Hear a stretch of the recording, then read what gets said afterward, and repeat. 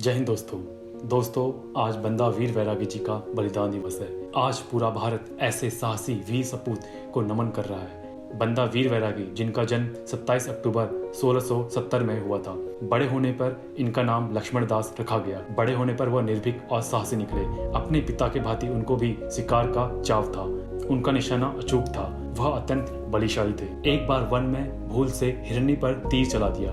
हिरनी तत्काल मर गई। उसके पेट में से बच्चे निकले। इस दृश्य को देखकर लक्ष्मण देव का मन करुणा से भर गया और उन्होंने अपना धनुष बाण तोड़ दिया और सन्यासी बन गए। अब वह लक्ष्मण देव से माधव दास वैरागी बन गए। भगवे वस्त्र धारण करके वह तपस्या में लीन हो गए। उस समय उत्तर भारत में देश की राजनीतिक स्थिति काफी डामाडोल थी। अत्याचारी क्रूर शासकों के शासन को उखाड़ फेंकने के लिए गुरु तेग बहादुर जी ने दिल्ली में अपना बलिदान दे चुका था। इसके पश्चात उनके पुत्र गुरु गोविंद जी के 2 बालक दीवारों पर जिंदा चिनवा दिए गए थे और 2 बालक चमकौर के युद्ध में वीर गति को प्राप्त हो गए थे। उन्हीं दिनों गोदावरी नदी के किनारे एक कुटिया में गुरु गोविंद जी की भेंट इस सन्यासी से हुई। गुरु गोविंद जी ने वैरागी से कहा, तुम यहाँ एकांत मोक्ष प्राप्ति में लगे हो। देश में हाहाकार मचा हुआ है। मंदिर तोड़े जा रहे हैं। बच्चों को दीवारों पर जिंदा चिनवाया जा रहा है। माँ बहनों का अपमान हो रहा है। हिंदुओं को बरबस मुसलमान बनाया जा रहा है। क्या तुम्हें यह देख और सुनकर गलानी नहीं होती, पीड़ा उत्पन्न नहीं होती? क्या तुम्हारा रक्त उबाल नहीं खाता?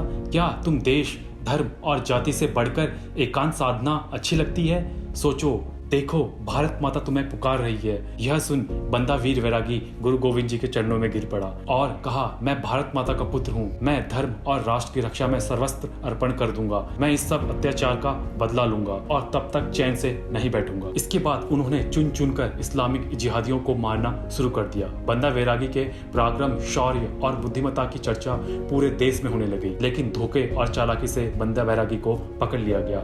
उन्हें पकड़कर दिल्ली ले जाया गया और काजी इस्लाम कबूल करने हेतु वैरागी एवं उनकी सेना को तरह तरह के लालच और भय देने लगा, परंतु किसी ने भी इस्लाम कबूल नहीं किया। इसके बाद प्रतिदिन 100 लोगों का कत्ल करने का निर्णय लिया गया। दिल्ली की जनता वैरागी के साथियों को देखती थी कि वह कैसे हंस हंस कर अपना बलिदान दे रहे हैं। 8वें दिन वैरागी की बारी थी। बादशाह ने पूछा, वैरागी तुम कैसे मरना चाहते हो? वैरागी बोले, मैं तो वैरागी हूँ। मेरा आत्मा की अमरता में दृढ़ विश्वास है, जिससे कोई मार नहीं सकता। उस बर्बर बादशाह के कहने पर वैरागी के चारों ओर भाले गाड़ दिए गए और उसके साथियों के सर उन भालों के पर टांग दिए गए। उन्हीं के सामने वैरागी जी के 4 साल के बच्चे को मार दिया गया और उसका कलेजा निकालकर उनके मुंह में ठूस दिया गया। फिर भी उन्होंने इस्लाम नहीं अपनाया और अपनी बात पर अटल रहे। जल्लादों ने आग पर तपाकर लाल किए गए सलाखों को वैरागी के शरीर में चुभाना आरंभ कर दिया। थोड़ी देर बाद चिमटों से उनके शरीर के मांस को नोचना आरंभ किया गया। वैरागी के शरीर में मांसहीन हड्डियां दिखाई देने लगी, लेकिन उन्होंने उफ तक नहीं करी। इसके बाद गुस्से से भरे